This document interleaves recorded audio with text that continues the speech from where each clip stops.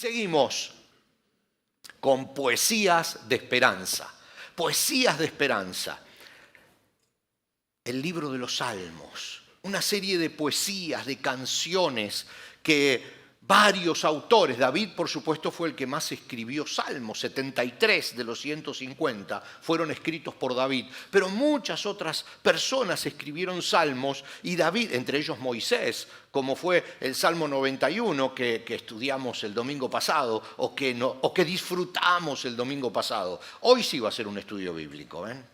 El domingo pasado fue un disfrute.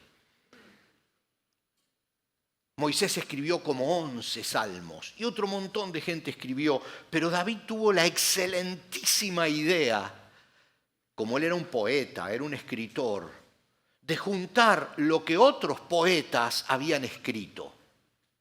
Este Salmo 1 es un salmo muy particular y David, que fue el que armó el libro de los Salmos y por supuesto, como dije recién, el que escribió la mayoría de los Salmos, eligió ponerlo en el primer lugar. Y eso tiene muchos motivos, muchas explicaciones. Una de ellas quiero decirles solo, ustedes saben que yo siempre entro con algunas notitas de color como para que nos entusiasmemos con lo que vamos a estudiar después. Ustedes saben que este salmo, el Salmo 1, empieza con Aleph y termina con Tab. Ahí los agarré. Aleph es la primer letra del abecedario hebreo antiguo y Tab es la última letra. O sea que empieza con la primera letra del abecedario hebreo y termina con la última. O sea que esto es un salmo que fue escrito meticulosamente. No fue la inspiración, como hoy en día hay muchas cosas que se inspiran después de una noche difícil, después de haber cenado lechón, ¿vieron? Y a la mañana aparecen y le sacan alguna canción. No, esto es un salmo meticulosamente escrito. Es un verso, pero muy especial, tanto que el gran predicador Spurgeon, llamado el príncipe de los predicadores, dijo, miren lo que él dijo, este salmo es el texto del cual todos los demás salmos son el sermón. Está diciendo, acuérdense que Spurgeon era uno de estos predicadores que tomaban un salmo, un texto bíblico, y luego lo explicaban completamente. Entonces él decía, el Salmo 1 es ese texto principal que me da la idea, que me da la guía, y todos los 149 salmos que están después son el complemento del Salmo 1. Miren lo que él pensaba de este salmo, de la profundidad de este salmo. Como decíamos, no fue escrito por David, pero él sí, David, lo puso en el primer lugar, porque es algo así como, ¿vieron cuando los gringos dicen vamos a poner esto en blanco y negro? Quieren decir vamos a escribir sobre una hoja blanca con tinta negra para que haya buen contraste y de esa manera vamos a saber qué cosas figuran en este contrato. Este salmo es el blanco y negro de la relación con Dios. Es todo. Yo esta semana estuve un poco así como novelesco, ¿no? Y entonces se me ocurrió ponerle como título 2 personas, 2 caminos, 2 destinos. ¿Ve que parece el título de una novela de Canal 23? Pero sí, es verdad, pero da la idea central de que son 2 personas distintas que cada una elige un camino a seguir. Un camino a seguir. Y por supuesto, este salmo habla de esas 2 personas, habla de los 2 caminos y habla de los 2 destinos, porque los caminos, estos no terminan en Roma. Como ese dicho dice, todos los caminos terminan en Roma. No, estos 2 caminos tienen distintos finales, distintos destinos. Llegan a distintos lugares, pero resulta que el Salmo no enfatiza el destino. O sea, no habla del destino final de toda la humanidad que va a ser el cielo o el infierno. No habla de eso. No habla de a dónde terminan los caminos. Habla del camino. Habla del camino. O sea, una vez que esa persona elige el camino, ¿cómo le va a ir en ese camino? Por eso es tan interesante. Lo primero que quiero hacer es leerlo, que lo leamos todos, lo vamos a tener en pantalla, pero que lo leamos de la versión antigua. Creo que es la primera vez que yo voy a leer así todo el pasaje completo de la versión Reina y Valera, corrección 1960, que está escrita por estos dos frailes, Reina y Valera, españoles, por eso tiene palabras muy difíciles, pero es esa versión antigua que tiene algunas expresiones. Primero les cuento que Reina y Valera tradujeron la Biblia literal. O sea, a ellos no les importaba mucho la explicación. A ellos les importaba poner una palabra, estaba en el griego o en el arameo, y la ponían en el español, tal como estaba. No les importaba si se iba a entender o no se iba a entender. Ellos estaban traduciendo la Biblia literal. Otras traducciones de la Biblia la contextualizan la palabra. Y está muy bien contextualizarla porque hay palabras que ya no se usan para explicar ciertas cosas, entonces no las entendemos. Pero cuando uno va a estudiar profundamente la Biblia, es lindo saber que es literal la traducción, que eso es lo que decía en los originales. Y por eso hoy quiero que leamos juntos la versión que escribió Reina y Valera, o que tradujo Reina y Valera, del Salmo 1. Así que si me acompañan, los vamos a tener en pantalla. Y dice Salmo 1, bienaventurado el varón. Siempre que la Biblia, especialmente esta versión, dice varón, se refiere al ser humano. No se está refiriendo al hombre, se refiere al hombre y a la mujer. Así que cada vez que usted escuche varón, no está hablando del hombre, está hablando del hombre y de la mujer.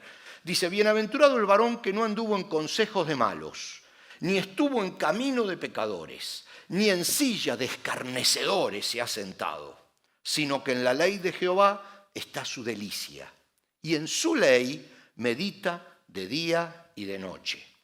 Será como árbol plantado junto a corrientes de aguas, que da su fruto en su tiempo y su hoja no cae, y todo lo que hace prosperará.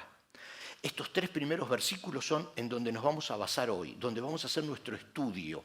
Luego dice, no así los malos, que son como el tamo que arrebata el viento. El tamo es el pasto seco, el tallito seco. Dice que lo arrebata el viento. Cuando viene el viento se levanta ese pasto seco. Dice, no así los malos que son como el pasto seco que arrebata el viento. Por lo tanto, dice, no se levantarán los malos en el juicio, ni los pecadores en la congregación de los justos. Porque Jehová conoce el camino de los justos, mas la senda de los malos perecerá.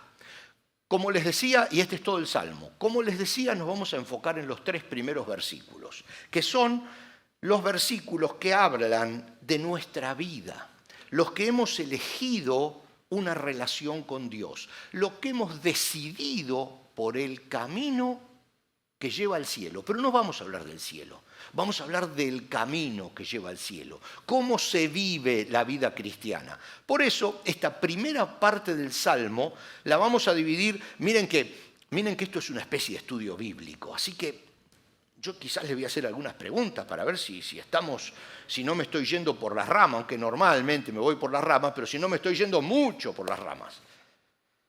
Lo vamos a dividir. ¿Cómo vamos a dividirlo? Bueno, vamos a hacer esto. Tiene tres cosas que no hay que hacer. Tres cosas que no hay que hacer. Creo que tenemos algo así en la pantalla como para poder verlas. Tres cosas que no hay que hacer. Una que sí hay que hacer y tres resultados. Esos son los tres primeros versículos, la primera parte.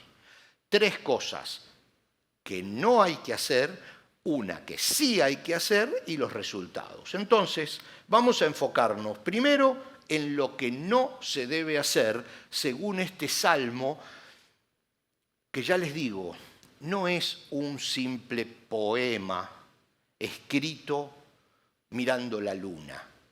Esto es alguien que lo escribió muy concienzudamente, pensando cada letra. Es una persona que definitivamente tenía una muy buena relación con Dios. Y Dios lo guió para que hoy esta pueda ser palabra de Dios para nosotros. Este salmo fue escrito inspirado por el Espíritu Santo para que hoy el Espíritu Santo nos hable a nosotros a través de esta letra.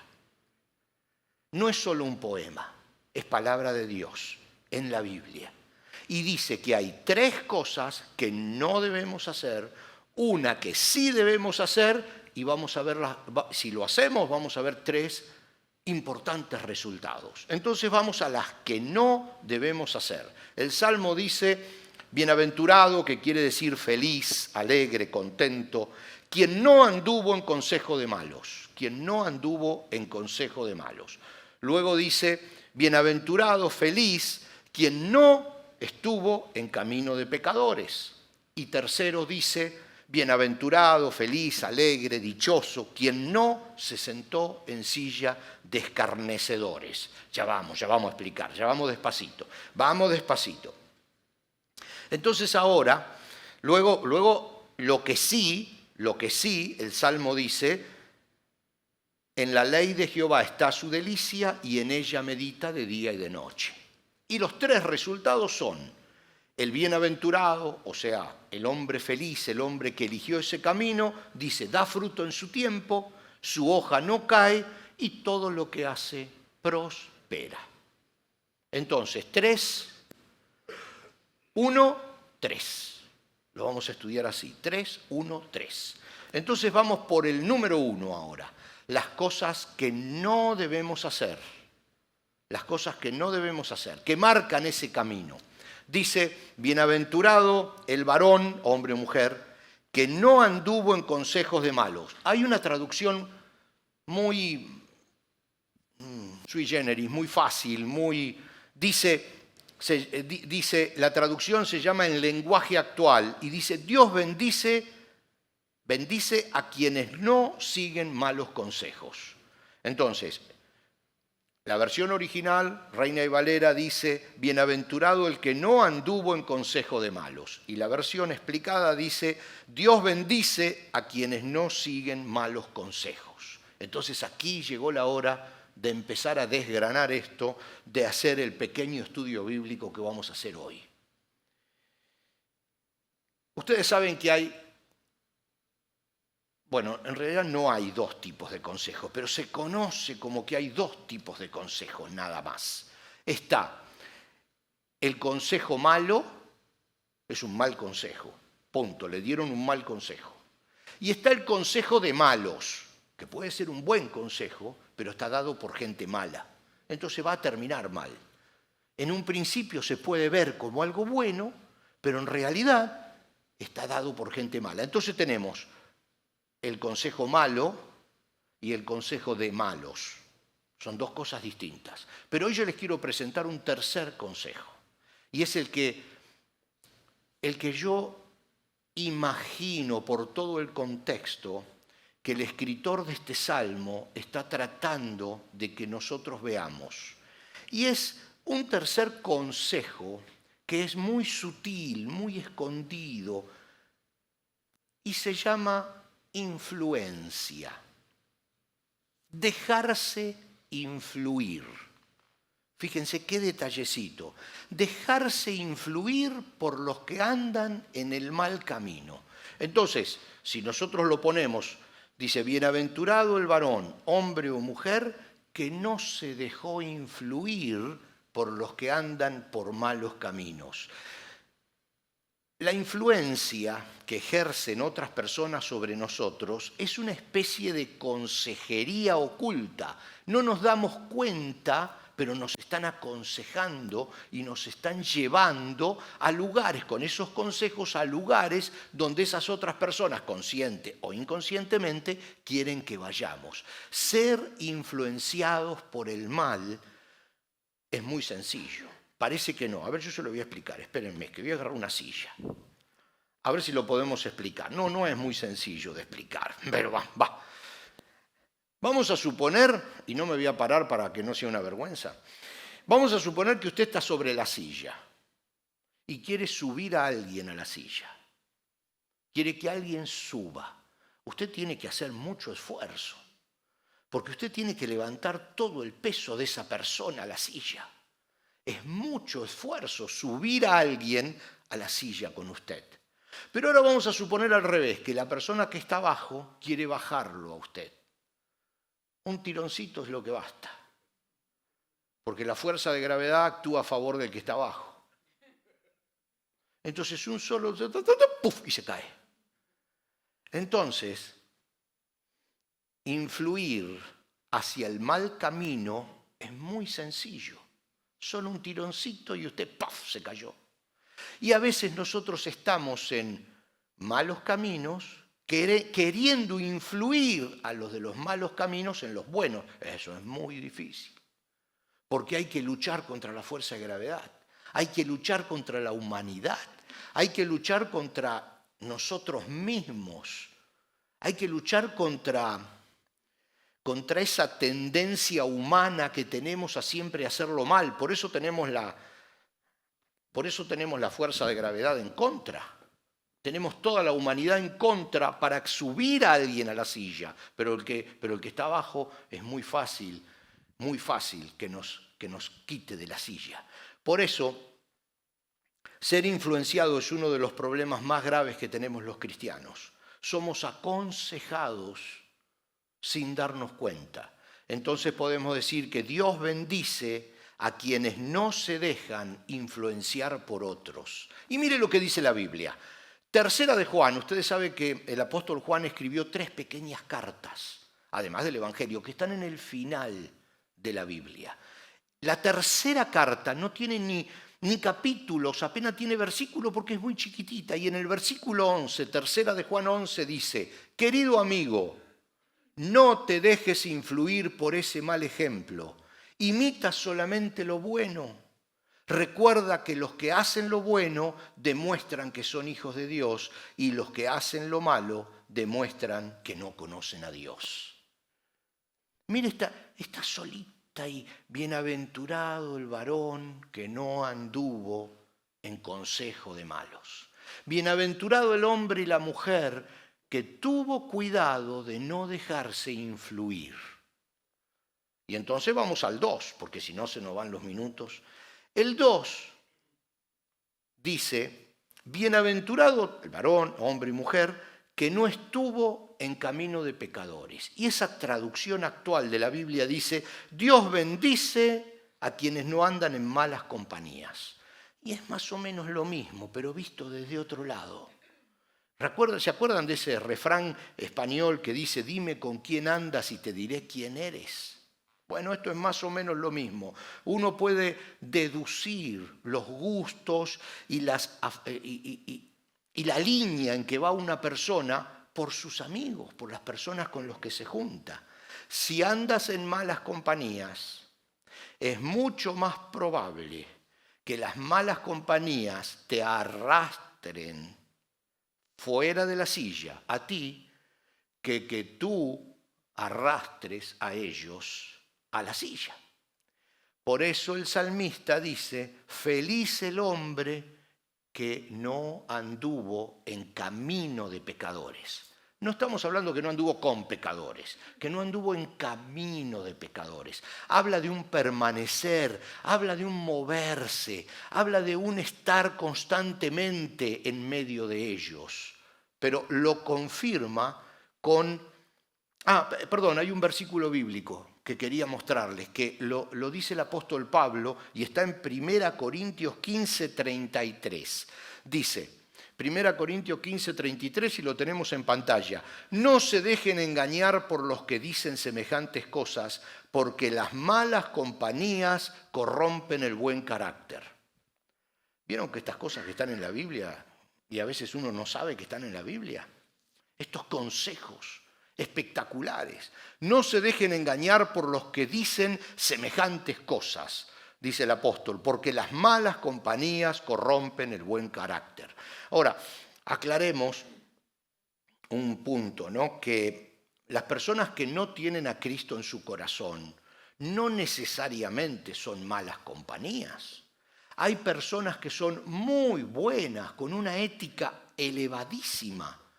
No van al cielo, posiblemente ni siquiera crean en el cielo, pero en la vida tienen una ética muy buena. Son personas buenas, son personas justas, que hacen todo lo posible por educar bien a sus hijos. Tantos ejemplos podríamos poner. Entonces, no seamos extremistas en ese aspecto. Evaluemos a la persona. Hay personas que son buenas, tomaron una equivocada decisión que los va a llevar a un destino final, pero no todos los que no tienen a Cristo en su corazón son malas compañías. Entonces, eso hay que evaluarlo cada uno, porque a veces cuando uno lee la Biblia es blanco-negro. Es blanco-negro en muchísimas cosas, pero en otras no. Hay que evaluarlo, hay que tener discernimiento, hay que entender. En fin, ahora les voy a contar otra cosa que hay por ahí, que van a ver cómo lo que les estoy diciendo tiene un punto. El número 3 dice, bienaventurado el varón, hombre o mujer, que no se sentó en silla de escarnecedores. Este tema es complicado, miren. Escarnecedor. A mí siempre esa palabra me sonó a alguien que te arranca la carne. Te escarnece, ¿no? No quiere decir eso. Pero a mí me sonó como que te sacan pedazos de carne. Miren, la palabra escarnecedor proviene de una raíz hebrea que significa los que hacen muecas, gestos con la boca.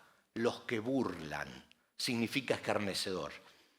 Y la idea de la silla, este es un tema complicado, significa, es una ilustración que se usaba para quien se establece, quien se asocia. Dice, no te sientes en la silla con ellos, significa no te asocies con esa persona. No camines la vida con esa persona. Entonces, mire de lo que estamos hablando. Feliz el hombre y la mujer que no se burlan ni acosan a sus semejantes, que no hacen bullying. Miren a dónde vamos con este salmo. Miren qué importante, porque hay dos tipos de acoso. Está las personas que acosan al pueblo de Dios, que se burlan de Dios, que se burlan del Evangelio. Ok, perfecto. Hay otras personas que acusan y que se burlan, que acosan y que se burlan de sus semejantes. Y entonces la Biblia dice, feliz, bienaventurada el hombre y la mujer que jamás acosan ni humillan ni a Dios, ni a su palabra, ni a sus semejantes.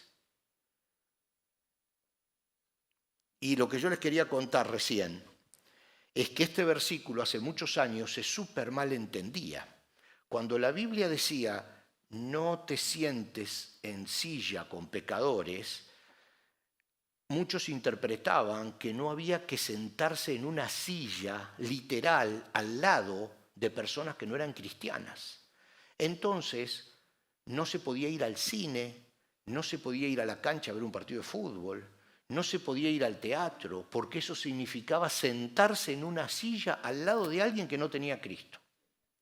¿Se dan cuenta cómo uno se puede cerrar muy fácil cuando uno interpreta cosas sin contexto? Totalmente alejado de la realidad de eso. Por eso las nuevas versiones bíblicas explican algunos conceptos para evitar ese tipo de confusiones que nos lleva a errores gravísimos, como no se puede ir a participar de un evento donde nos tenemos que sentar al lado de alguien que no tenga a Cristo, por favor. Todo lo contrario. Tenemos que participar y mezclarnos porque la Biblia dice que somos sal del mundo, somos luz del mundo. Y la sal no puede salar adentro del salero, tiene que salir del salero para salar. Tiene que meterse en la sopa para salar la sopa. No podemos pretender la sopa meterla dentro del salero. El salero tiene que ir adentro de la sopa. La sal tiene que salir del salero e ir a la sopa. Entonces, nosotros sí tenemos que estar en el mundo, aunque no seamos del mundo, compartir con el mundo y disfrutar con el mundo las cosas que son disfrutables. Porque no todo es negro, no todo es malo. En fin, cosas que sí se deben hacer. Acuérdense que acabamos de ver las 3 que no se deben hacer. Ahora vamos a ver la que sí se debe hacer. Dice el salmista, Uy, cómo se me va la hora. Dice, sino que en la ley de Jehová está su delicia y en su ley medita de día y de noche. Meditar, ahora si nosotros nos pusiéramos a estudiar la palabra meditar, tiene un montón de acepciones, pero hay una sola que yo quiero hoy que pudiéramos llevarnos, es la de recordar. Meditar es recordar. Entonces que hoy podamos recordar todas las veces que Dios nos ayudó. Simplemente eso. Mire lo que dice Deuteronomio, escrito por Moisés, dictado por Dios. Deuteronomio 11, 18 al 20 dice, por lo tanto, comprométete de todo corazón a cumplir estas palabras que te doy. Átalas a tus manos, llévalas sobre la frente para recordarlas, enséñalas a tus hijos, habla de ellas en tus conversaciones cuando estés en tu casa y cuando vayas por el camino, cuando te acuestes y cuando te levantes. Escríbelas en los marcos de la entrada de tu casa y abre y sobre las puertas de la ciudad. Simplemente bendito el hombre y la mujer que recuerdan con una sonrisa lo que Dios hizo, los que meditan en los fabulosos hechos que Dios ha hecho. ¿Por qué? Porque si Dios lo hizo antes, lo puede hacer ahora. Entonces, cuando nosotros tenemos un problema en la vida y nos acordamos que Dios ya nos ayudó antes, no tenemos desconfianza de que nos pueda ayudar ahora o mañana. Entonces, si tenemos una dolencia hoy y nos acordamos cuando el Señor nos sanó antes, decimos, Señor, ya me sanaste una vez, me podés sanar otra, porque Dios sigue siendo el mismo. Recordar es fundamental. Josué escribió allí en Josué capítulo 22, edifiquemos ahora un altar, le decía Josué a la gente, no para holocausto ni para sacrificio, no para hacer sacrificios, sino para que sea un testimonio entre nosotros y vosotros, dice, y entre los que vendrán después de nosotros. Dejemos algo para recordar que aquí Dios nos bendijo, que aquí Dios nos ayudó. Tengamos siempre algo que nos recuerde. Un altar, decía Josué, unas piedras puestas ahí. Y luego contaba acá en el mismo capítulo 22 de Josué, cuando tus hijos, dice, te pregunten ¿para qué son esas piedras? Entonces le vas a decir, esas piedras nos recuerdan que aquí nos ayudó Dios. Esas piedras son para recordar que hasta aquí Dios nos bendijo. Recordar es lo que hace la diferencia. Por eso este salmo dice, sino que en la ley de Jehová está su delicia y en su ley medita de día y de noche. Meditar, recordar calladamente, en silencio, cómo la mano de Dios nos bendijo en el pasado. Y entonces pasamos a los 3 resultados rápidamente, que este salmo nos marca, nos muestra. El primer resultado decía, da fruto en su tiempo, el segundo, su hoja no cae, y el tercero, prospera. La persona que eligió ese camino, la persona que no hace ninguna de estas 3 cosas, que no anduvo en consejo de malos, que no se sentó en silla de burladores y que no hizo bullying. ¿Recuerdan? Bienaventurado el varón, que no anduvo en consejos de malos, que no se dejó influir. El que no hace estas 3 cosas y por el contrario recuerda todas las veces que Dios lo ayuda, bueno, tiene estos 3 resultados. Y los vamos a ver muy fácil. 1, da fruto en su tiempo. Esto también es muy clave. No dice da fruto. Estoy hablando, por eso fui a la versión Reina y Valera 60, porque es una versión literal del original. No está interpretado, es literal del original. Y no dice da fruto, dice da fruto a su tiempo. Y esto, qué interesante. Mire, Isaías 49:8 confirma y dice, esto dice el Señor, en el momento preciso te responderé, en el día de salvación te ayudaré. No antes, no con nuestro reloj, con el reloj de Dios.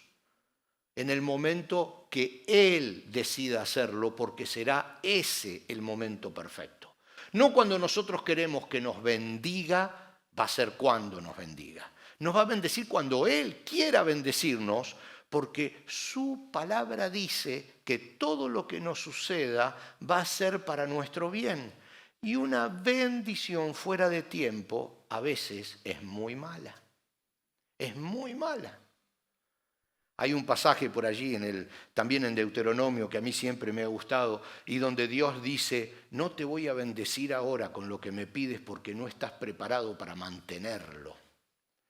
Porque el pueblo le estaba pidiendo la tierra. O sea, no estás preparado todavía para recibir toda esa bendición. Necesitas que pase tiempo para que estés listo para recibir la bendición que te voy a dar. El reloj de Dios. Santiago dice 5, 7 y 8, piensen en los agricultores que con paciencia esperan las lluvias en el otoño y la primavera. Con ansias esperan que maduren los preciosos cultivos. Ustedes, dice Santiago, también deben ser pacientes. Hay que esperar. Hay un dicho popular que no está en la Biblia que dice, cuando el diablo no te puede detener, te empuja. Estar fuera de tiempo es lo peor que hay. Ore, tenga paciencia, que a su debido tiempo, como dice este salmo, Dios los va a bendecir. Dan fruto en su tiempo. Es el resultado número 1 de quien va por ese camino. El 2, su hoja no cae. Por supuesto, esto no es para nosotros, es para los más viejitos, ¿no? Pero es una promesa de vitalidad. Mire lo que dice Salmos 92, 12 y 14. Pero los justos florecerán como palmeras y se harán fuertes como los cedros del Líbano. Incluso en la vejez aún producirán fruto. Seguirán verdes y llenos de vitalidad. Vamos todavía, los de la jubilación. Vamos todavía. ¿Se da cuenta? Entonces el resultado número 2 dice, su hoja no cae. Se mantendrán fuertes, dispuestos a seguir luchando. Ustedes saben que Moisés, esto siempre es de ánimo para mí, a Moisés le dieron, Dios le dio la responsabilidad de sacar al pueblo de Israel cuando tenía 80 años. ¿Usted sabía eso? Tenía 80 años y le dijo, llegó tu tiempo de servirme. Estuvo 40 años estudiando en Egipto, 40 años en el desierto. Y cuando tenía 80, le dijo, ahora sí venía a servirme. ¿Saben cuándo encontró ese yuyo que se prendía y que no se apagaba nunca? ¿Se acuerdan la zarza que ardía? Tenía 80. Por eso este salmo dice, su hoja no cae. Prospera es la tercera. Saben que sí, yo creo en la prosperidad, pero la bíblica, no la otra, la prosperidad que se inventa para dar falsas esperanzas a los pobres. No vamos a hablar de ese otro tipo de prosperidad, pero hay una prosperidad que es bíblica, también dice Deuteronomio, por lo tanto, comprométete de todo corazón. Otra vez leemos el pasaje. A cumplir estas palabras que te doy. Comprométete de todo corazón, átalas a tus manos y llévalas sobre la frente para recordarla. Enséñale a tus hijos, hablas de ellas. Luego, ya lo leímos antes, dice, en tus conversaciones, cuando estés en tu casa y cuando vayas por el camino, cuando te acuestes y cuando te levantes, escríbelas en los marcos de la entrada de tu casa y sobre las puertas de la ciudad, para que mientras que el cielo esté sobre la tierra, tú y tus hijos prosperen. Esa parte no la había leído antes. Por eso, si usted hace todo lo anterior, mire lo que dice. Para que mientras el cielo esté sobre la tierra, tú y tus hijos prosperen. O sea, hay que hacer algo, hay que ir por un determinado camino. Así que mi Dios, dice Filipenses 4:19, suplirá todo lo que les falte. Miren qué interesante. La persona ungida, dirigida por Dios que escribió este salmo, nos deja 3 cosas que no hay que hacer. No tenemos que ser influenciados, dejarnos influenciar. No tenemos que asociarnos con personas que anden por malos caminos. ¿Y cuál era la tercera? Escarnecedores. Y no tenemos que burlarnos de nadie. Miren que no es muy complicado esto, ¿eh? No es muy complicado. No tenemos que, vamos de atrás para adelante, no tenemos que burlarnos de la gente, ni despreciar a la gente, ni acosar a la gente. No tenemos que asociarnos con personas que anden por malos caminos y no tenemos que dejarnos influenciar. No es muy complicado. No hacemos eso. Recordamos, no es un ejercicio demasiado dramático, recordamos cuando Dios nos ayudó en el pasado para saber que el mismo Dios que nos ayudó en el pasado nos va a ayudar en el presente y en el futuro. Miren qué bueno. Y si hacemos eso, que no es muy complicado, entonces es muy sencillo. Damos fruto en el tiempo que debemos darlo, para que ese fruto sea permanente, para que podamos disfrutar ese fruto. No solamente dar fruto, sino disfrutar del fruto.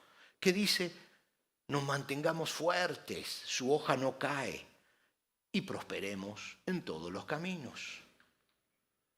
Este salmo es increíble. Por eso este hombre Spurgeon había dicho que era el texto guía de todos los salmos de la Biblia. Si me permiten, quisiera que lo podamos leer de nuevo y con eso terminamos. Leerlo juntos, creo que lo podemos poner de nuevo en pantalla, todo el salmo.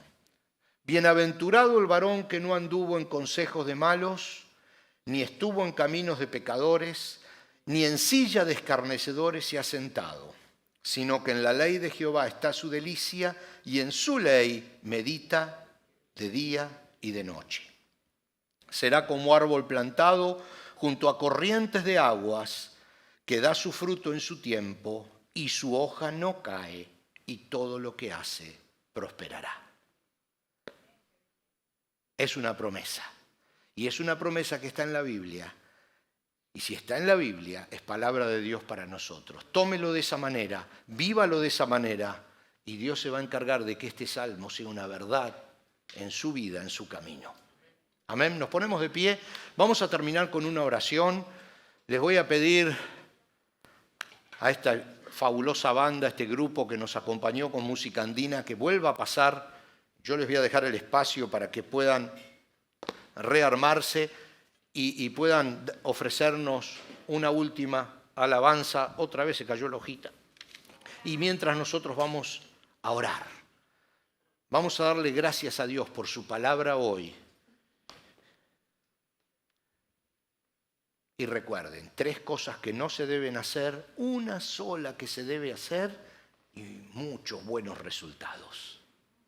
Vamos a orar. Padre, te queremos dar gracias porque tu palabra siempre es acertada en nuestra vida. Gracias porque cada vez que leemos tu palabra es tu espíritu el que abra a nuestros corazones.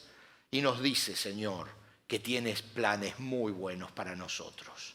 Que tienes planes para que nuestro camino sea prosperado.